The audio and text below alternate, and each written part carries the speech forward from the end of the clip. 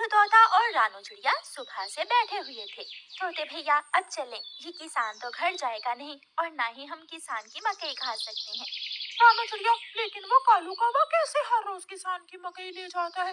वो कल भी मेरे सामने किसान की मकई खा रहा था। मैंने पूछा तो कहने लगा ये किसान के खेत से लाया हूँ। वो एक नंबर का चोर है, किसी न किसी तरह वो मकई चोरी करके ले जाता होगा।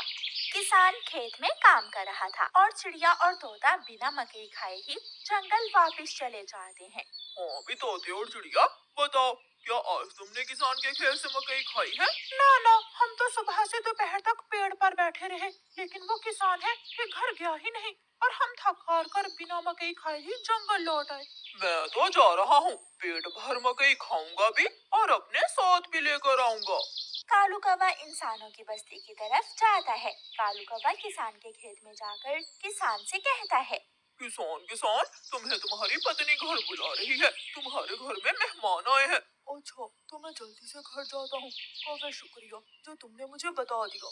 किसान अपने घर चला जाता है और कौवा मजे मजे से किसान के खेत से मकई खाने लगता है। नहीं, मैंने तो आपको नहीं बुलाया। क्या मेहमान नहीं आए थे? तो फिर उस काले कौवे ने मुझसे झूठ क्यों बोला? कौवा झूठा है, मैंने तो उसे नहीं भेजा। कौवा पेट भरकर मकई खाता है और कुछ मकई अपने साथ लेकर वापस जंगल लौट जाता है। कौवे कौवे, एक मकई का भुट्टा मुझे भी दे दो। ना ना, मैं तो मकई का भुट्टा किसी को नहीं दूंगा, बहुत मुश्किल से लाया हूँ मैं। कौवा चिड़िया के सामने बैठकर मकई का भुट्टा खा रहा था और चिड़िया के मुंह में पानी आ रहा था।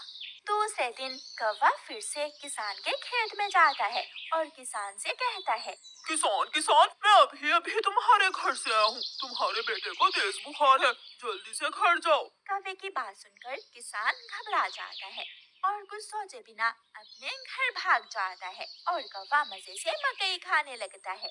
कहाँ है मेरा मुन्ना? मुन्ना तो बाहर खेलने गया हुआ है। क्या मेरा मुन्ना ठीक है? हाँ हाँ, मुन्ना तो बिल्कुल ठीक है। तो फिर इसका मतलब आज फिर उस शरारती कौवे ने मुझसे शरारत की है। उसने मुझसे कहा कि मेरे मुन्ने को बुखार है, मैं जल्दी घर जाऊं। वो कौवा जरूर आपको घर भेजकर खेत से फसल खाता होगा। मैं कल देखूंगा वो कौवा कैसे मुझे उल्लू बनाकर मेरे खेत से मेरी फसल खाता है। कौवा जंगल जाकर बहुत खुश था। वो जो मकई अपने साथ लाया था वो तोते और कबूतर के सामने बैठकर खाता है। वाह वाह, मजा ही आ गया, ये मकई तो बहुत स्वादिष्ट है। यार कौवे, थोड़ी सी मकई मुझे भी दे दो। हाँ ठीक है, अगर तुम मेरे घर का काम कर दो तो मैं तुम्हें भी मकई दे सकता हूँ। मैं भी करूँगा, मैं भी कभी आपके घर का सारा काम करूँगा, मुझे भी मकई दे देना। ठीक है, तो फिर जल्दी से मेरे साथ आ जाओ। कौवा कबूतर और तोते को अपने घर ले जाता है। तोते, तुम जल्दी से मेरे घर की सफाई सुथराई कर दो और कबूतर तुम जल्दी से मेरे सारे बर्तन धो दो, फिर मैं तुम दोनों को मकई दूंगा। फिर कबूतर अपने काम में लग जाता है और तोता कौवे के घर की सफाई सुथराई करने लगता है। दोनों अपना अपना काम खत्म कर देते हैं। कौवे, मैंने काम कर दिया है, अब मुझे मकई दे दो। मैंने भी काम कर लिया है, मुझे भी मकई दो।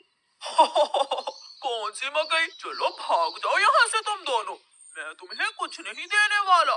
तुम धोखेबाज हो, तुमने धोखे से हमसे अपना काम करवाया और अब हमें भूखे ही भेज रहे हो।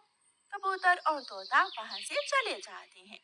कौवा हर रोज की तरह अगले दिन भी किसान को पागल बनाने के लिए किसान के खेत में चला जाता है।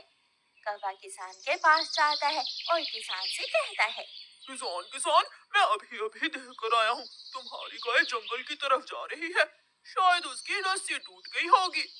मेरी गाय को तो शेर खा जाएगा। कौवे, मैं जल्दी से जाकर अपनी गाय को बचाता हूँ। किसान वहाँ से जाता है, लेकिन आज किसान थोड़ी दूर जाकर पेड़ के पीछे छुप जाता है।